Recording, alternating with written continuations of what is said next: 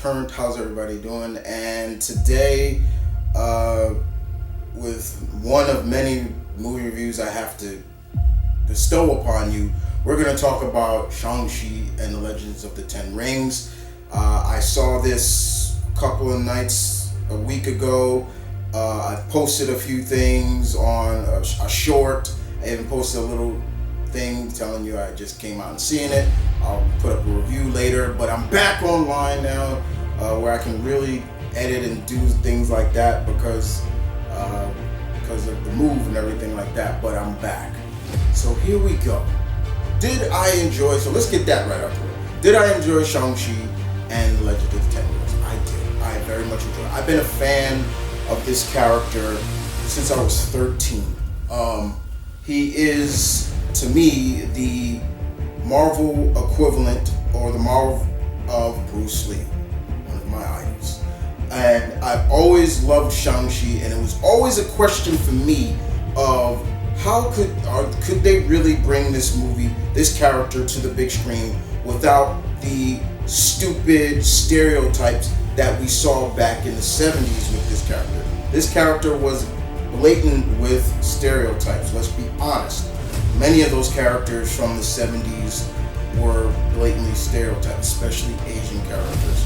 But they did a masterful job of blending the source with the new up-to-date, some of the newer up-to-date rebooting, retelling of the origin that is going on in the current comic that is written by Gene Yang. Really good stuff. I definitely recommend people to check that out. But mostly they did a good job of blending what is kind of the plus and the act of what goes on now with Asian Americans, especially Chinese Americans, blending cultures, not forgetting one's culture, remembering where you came from. These were the themes of this movie.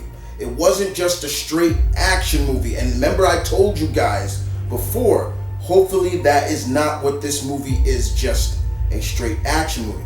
It's got to have some storytelling to it, and we got that in this movie, along with the source of Simu Liu was really good, and I hopefully this is the start of seeing more of that dude, because that dude is just really cool, and I really enjoy his work.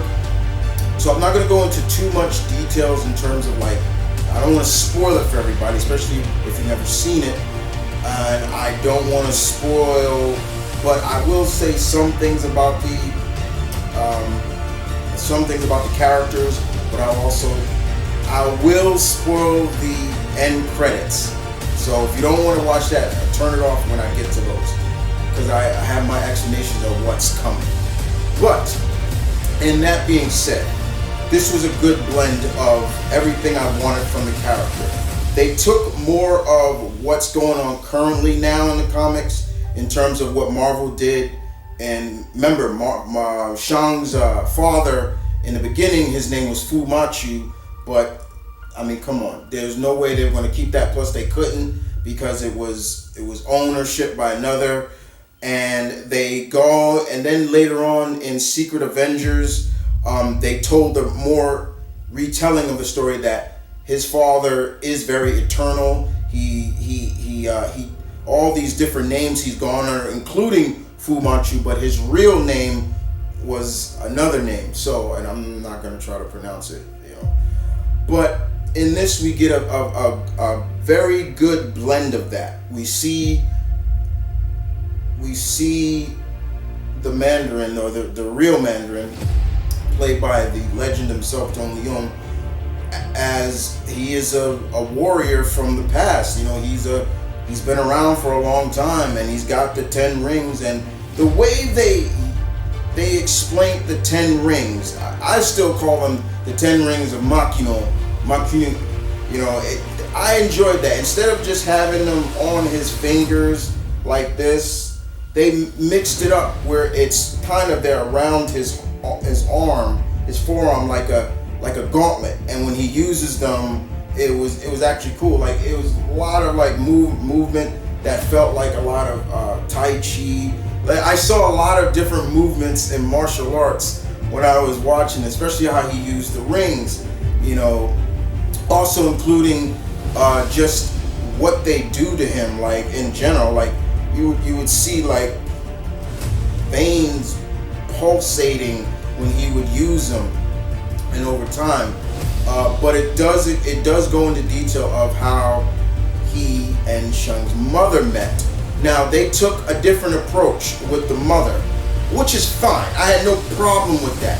Not everything needs to be straight, legit adapted from the comics. Now in the comics, Shang's mother was white. She was a white British woman who Shang's father chose because Shang's father wanted his children to be great, but through in a different means. Shang has more siblings than they showed in this movie, though. I will say that he's got like 6, 7 like siblings. They all like from the same father but different mothers. But they went the traditional route, which she comes from an ancient, very mystical city. And once I saw the mystical city, I'm like, I just went, and I'll explain why I was doing that. Every time they did something like, I was like, because I'll explain later. But we get to see that. The movie, and that's how the movie began. The movie showcased so much with Shang trying to balance himself, but also the theme was also like he was running from his destiny, running from what his father was trying to make him into. And it cost him a lot of things, including a stellar relationship and loving relationship, in my opinion, with his sister. His sister was a badass too. But we get to see his friendship with Katie, Awkwafina's character, for 10 years. Like, they've been friends. And what I also loved about that, they didn't force the whole, they've been friends, but Katie wants more with him. You know, they want more. Like, they didn't force the whole, love interest, which I get tired of sometimes in movies. So I was glad they didn't do it. That she was just a very good friend. And sometimes that's what we need, is like a really good friend. It doesn't always have to come down to, they got to be a boyfriend and girlfriend. I love that factor. Like, they really played up like, yeah, men and women can be friends. But they did play the joke when we saw Katie's family, that her grandmother was always telling Action Shang, like, how come you're not hooking up with her or something like that. It was funny. But I loved how they blended the Chinese with English. There were when they were around each other, and then when sometimes Shang, when he would be with he was speaking Chinese, and I was like, yeah, that was great, because I didn't just want this to be kind of like, he's just speaking English. No, they blended it well. And like I said earlier, about the overcoming or blending of culture, we saw that especially with Katie's family, how we have her mother and her grandmother, who are, I guess you could say, more of the traditionalists, while Katie and her brother are more kind of like, because they were born here, they don't, I wouldn't say they don't represent or don't blend their culture. It's almost like, well, we're Americans, so we need to, instead of being one with the culture, which I enjoy. This is where the concept, where a little bit of how many Asian native Chinese, some feel about Chinese who are born here. They call them Georgies. Yes. So it was blended well, which I really enjoyed. Once the action picked up, and rest in peace to the fight choreographer in this movie, because I'm forgetting his name right off the top of my head, but he did a really good job. We saw so much with Simu Liu. He really blended, and I think he's also a stuntman, so seeing him just perform with the power he needed, if he needed to, you just saw it. The slow motion that they used in this was really well done. I like the times they used the slow motion to kind of express the fact that, okay, this is how fast he is. especially when this first scene when Razor Fist came into the picture, who was played by Florian, I'm forgetting his name right now, but who played Drago's son. I was fine that they didn't give him two machete hands, because that would have been really goofy, because in the comics he has two hands that have the machete. But here it worked well, but I really enjoyed that fight scene on the bus. That was really well choreographed. I thought it was really good. And the music in this movie, oh my God, I could not stop bopping my head to this music. And the guy next to me sitting with me in the movie there was just like, yo, I was like, word, right? Yeah. The music, the score in this was just lovely. But the main theme of this is finding your true self, finding what you are, not running from it. Even if what you see is terrible, find a way to blend it and make it your own. And I thought that was really well done. Once they really started getting more into the mystical city and just everything, I'm like, ooh! Like I just kept doing that over and over. But I loved there's a scene where Shang, his sister, his father, and Katie are together, and he addresses her, Katie, Awkwafina's character, as an American girl. He says American girl, and I love how Shang defends her real. He's like, she has a name. Her name is Katie. Like, and then he was like, no, what's your Chinese name? And so she said her Chinese name. And then it goes more into detail. He goes more into detail about what the people who took the Mandarin name and everything. And it was funny. I thought that was funny. Like, he's like, they called him the Mandarin, like basically an orange. It was, I thought, and it played up. It played up this scene really played up the stereotype of that, like of the name, the Mandarin. It's Mandarin is a language, but it's also a flavor in food. So it played that up pretty well too. I thought that was hilarious. But I'm like, man, they throwing pipe bombs on the name, but I enjoyed it nonetheless. Tony Lu's Mandarin wasn't necessarily the villain in this. He was right when they did interviews and he said, I'm not a villain. He wasn't really a villain, but you saw what happened over time. I love the flashbacks when they were showcasing it. We got to see the flashbacks of what changed him from being, what stopped him from being a real fearmonger to being a benevolent family man, and then what made him kind of go back into that, which I really enjoyed. Seeing Abomination was great with Wong. I thought that was cool. And Benedict Wong, let's give him credit. He is becoming now, he's being everywhere now. And you know what? More power to him. I love that. Put him anywhere. Put him somewhere, it'd be cool. Give Wong more spotlight than he does in the comics. Just saying. But I enjoyed it very much. But like I said, the fighting was good. I know there was some people I seen that's like, I hated the fighting, but to me, I thought it was blended well. It made characters, especially Shang and his sister, look great. And then once they got to the mystical city and met Shang's auntie, who was played by the legend, the lovely, the talented Michelle Yeoh. I screamed when she came once. I was like, there she is! Like, I was like, and I loved it. She is, in the movie, yes, she is Shang, she's aunt. Shang's mother was her sister. And, I loved how she's explaining to them, like, the whole thing, you are a product of both, you are your mother and you are your father. If you don't like it or not, you are him. So you just find a balance and even just the mystical city, the creatures in this mystical city, it all blended like Asian culture, like those lion-like creatures.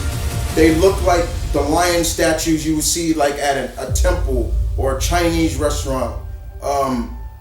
They had everything in this mystical city. I'm just like, like, and the reason why I was saying that, because everything about this movie, I'm like saying to myself, guys, damn it, this is what Iron Fist could have been, and much more, and just even over the top, more. The mystical cities, the thing, I'm like, oh my God. I loved the final act where Katie got involved, like she learned archery. It was great, and I loved how, once again, blending cultures. In America, or Western, when in Western archery, we pull like this. It goes up, while in Asian culture, it comes down. It comes down, and I thought that was really good. They showcased that. It wasn't like they westernized, like they're coming out. No, everything was up, and I was like, and I was explaining that to the guy and his couple next to me, like, yeah, that's kind of the Eastern way of archery and things like that. I love that. The dragon, it was nice to see, and once again, I'm just like, yeah, y'all had a dragon, so y'all could do Shu Lao in the MCU. Don't fuck with me with that you can't do this now. Everything about this just screamed, yes you can. Stop saying that you can't do it. It can be done and be taken seriously. I loved the fight between Shang and his father, him trying to get his father to reason with him, but also just like, you made me into this. Is this what you want? Okay, yeah, that's the scene right there. So I love how they explain Shang's outfit. Why is it so strong, and why he can take so much, because basically, I won't spoil it. It does have something to do with a certain animal, if you know what I'm talking about. But I just everything about it. Awkwafina was funny, but there were times she got serious too, and I love that. She blended her comedic side with a very serious tone. It played that tone very well. There were some few surprises in this movie. I'm not gonna spoil, but you'll know why. But it truly blended what I wanted with this movie. A balance between westernized and Asian culture, and I thought they did it very well. And I said this to all my fellow Asian geeks. Well, all my Asian geeks, you're gonna get yours with Shang-Chi. We got ours with, Black Panther and Blade and things. Even though Blade, they didn't really focus too much on the culture with Blade, but more with Black Panther. I hope you guys enjoyed what you got with Shang-Chi, because once again, representation does matter. And the moment I knew this movie was a success is when I saw that video with that little Asian boy mimicking the trailer, and I was like, there you go. Because I saw myself in that movie. Overall, the tone, the score, the pacing of the movie was done beautifully. I won't spoil what the reason for why Shang's father was acting the way that you got to actually see for yourself. But there was where you'll see the true, I guess you could say, villain, and how it was blended, and I loved it.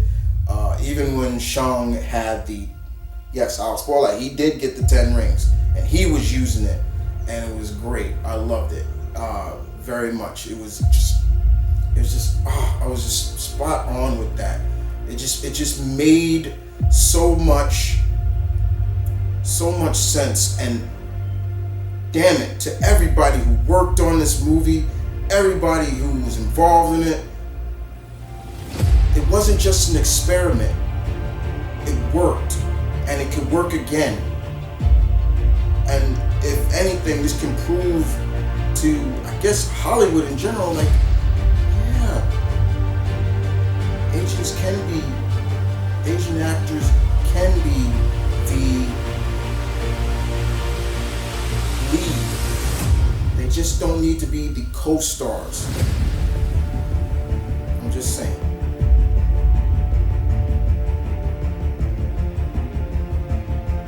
Now, like I said, I felt like as good as this movie is, what bothered me was that this could have been Iron Fist. This is how Iron Fist should have been built. And instead of what we got. And every time I was like, now, for the end credit, or I should say, what happens at the end, we see a few things. Shang's sister, I have to spoil this, which this was the last, there were two end credits. Last one was Shang's sister taking over as the leader of the 10 rings. And it basically said the 10 rings will return. So, she didn't do a damn thing about disassembling it. She took it over. And I kind of felt like that was going to happen. And why? Power corrupts. She was power hungry. We saw it. His sister, you could just see, like, she wanted power. She was going to get it her own way, which she kind of did. And then, yeah, I felt like that was going to happen. So where will we see the 10 rings? Could we see them in Armored Wars? I feel like we may see them in Armored War. They could be one of the real antagonists of Armored Wars.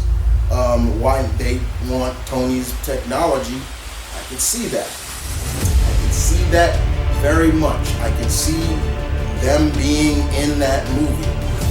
But the previous